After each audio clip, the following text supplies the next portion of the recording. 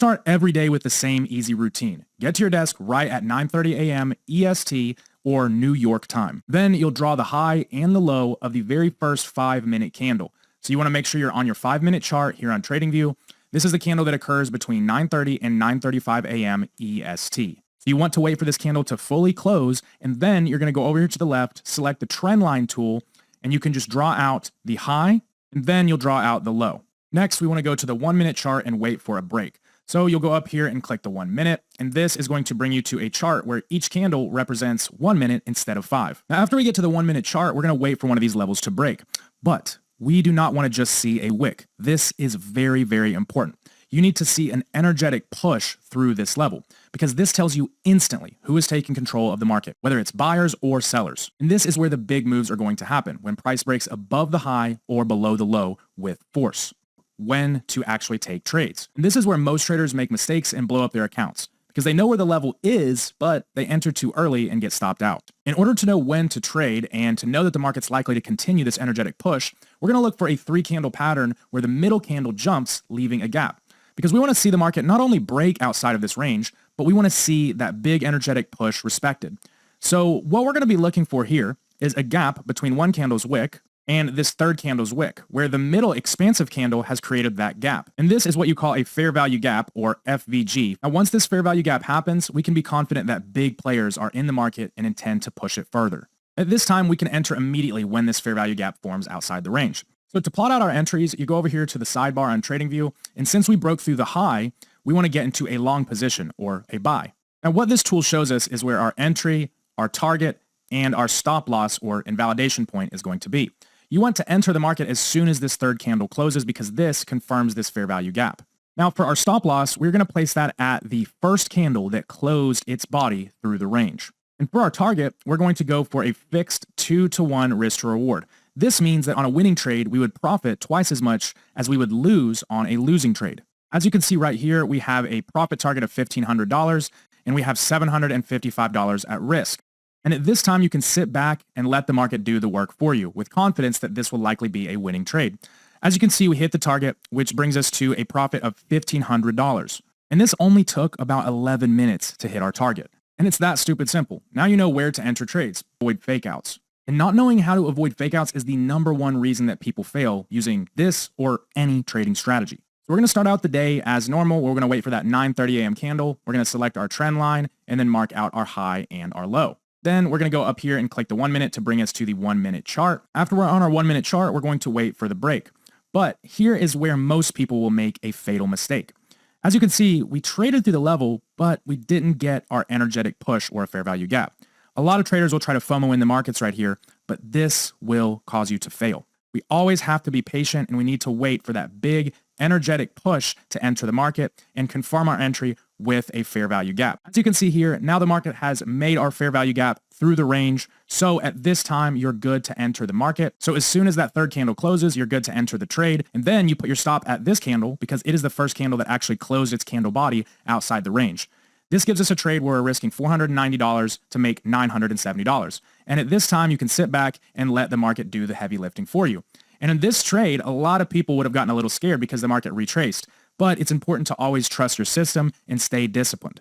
This trade took about 18 minutes to play out and made us another $970. This brings our total profit to $2,470 in just 2 days in less than an hour of trading. And this brings us to day number 3. So you have your first 5-minute candles high and the low marked out. So we can go ahead and head to the 1-minute chart where we'll wait for our break to enter the trade.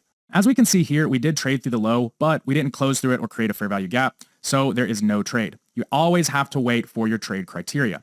As you can see, we've now created a fair value gap. So you're good to enter the market and you're going to put your stop loss again, right at the low of the candle that closed through the range. We're going to take our target and we're just going to go for a fixed 2-to-1 risk to reward.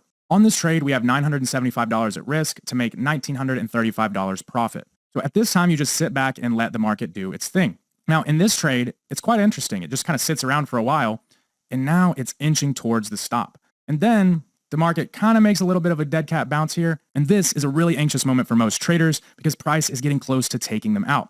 So you still have to be disciplined as hard as it is, and sometimes you're going to take a loss. As you can see here, we're still up almost $1,500 on the week, even after taking this loss. The key difference between traders who make it and those who don't isn't just avoiding every single loss. It's controlling them. And that is exactly what you just saw. Now in day 4, let's look at a tricky entry where most traders would fumble, but after you see this, you're never going to make this common mistake. And this brings us right to day 4. So you're going to start out the day just like any other day, marking out the high and the low of that first 5-minute candle. And yes, I know this strategy is so repetitive and so simple and boring, but that is how you become a consistent trader. And then you're going to go to your 1-minute chart just like normal. And what we of course want to wait for is a solid break. Now, the market trades right down into this low and it even closes a candle below it. However, this is not a trade entry just yet because we have to wait for our fair value gap. And if you notice, this candle comes back up and there is no gap between these candles. So as hard as it is, you have to stay patient and not FOMO into the market and wait, because oftentimes a good trade entry will end up presenting itself. As you can see here, we end up having our fair value gap, but this time we're moving through the low of the range. So what you're going to do is you're going to enter a short or a sell position. This allows you to make money when the market is moving down. You still enter it exactly the same way. As soon as that third candle closes, you would get in the trade. But here's where a lot of people make a mistake. They want to put their stop loss at this candle because it caused the fair value gap. But remember, you always want to place your stop loss at the candle that first closed through the range, even if that wasn't the one that created the fair value gap. So you put your stop loss on that candle, and then we're still going to go for our normal 2-to-1 risk to reward. So on this trade, we've got $670 at risk to make $1,340. And the same as always, you sit back and let the market do the heavy lifting for you. Now it comes back up towards your entry, but it ends up hitting the target. And this, guys, is why being disciplined and consistent is so important. Because even though the market moved back up to our entry, it ended up going to our target. And this brings us to a total profit so far of $2,835. This trade only took about 24 minutes to play out. As you can see, all of these trades happen extremely fast. And this brings us to day number 5, where I'll show you how to trade in a choppy market, which is an extremely important skill that any profitable trader has. And where you don't have this skill, people overtrade and lose money. So we have our first 5-minute high marked out and the low. So we will then go to our 1-minute chart. Once we're on our 1-minute chart, just like normal, we're going to wait for a break of one of our levels. And this brings us to where a lot of traders get confused because we have a fair value gap, but we didn't close outside of the range. So in this example, we don't have a trade because the market has to have an energetic push outside of the range, not just within it. Because if it happens without breaking out of the range, we don't know if big players are in the market, and the market is likely to just chop around. So we always want to be patient, guys. It's so important for you to wait. And sometimes it's going to be very painful to watch because you're going to think the market's going to go without me. But as you can see in this example, the market kind of chops around. It even makes a little bit of an attempt to go without you. But I mean it when I say it is so important to stay consistent, and oftentimes an even better opportunity is going to come around. Because as you can see, the market now has pushed back into the range. And if you FOMO all through this, a lot of times people will panic. And this is where people make a lot of the mistakes. They'll buy a trade, then they try to sell it, and they do all these things that are just unnecessary. Because whenever you wait, you have confidence because you know that you stuck to your plan. And this market comes down and moves around a lot more and chops around. This is the most important thing that you guys need to take away today, is how to navigate these kinds of markets. Because as you know, if you've been trading for any kind of time, not every single day is going to be a picture perfect example. How many days have you spent where you overtraded and lost your account because you simply couldn't stay patient? In this example, as we can see, the market ends up giving us our setup. So we've now created a fair value gap outside of the range. The difference here is this fair value gap was created inside of the range and didn't close a candle body.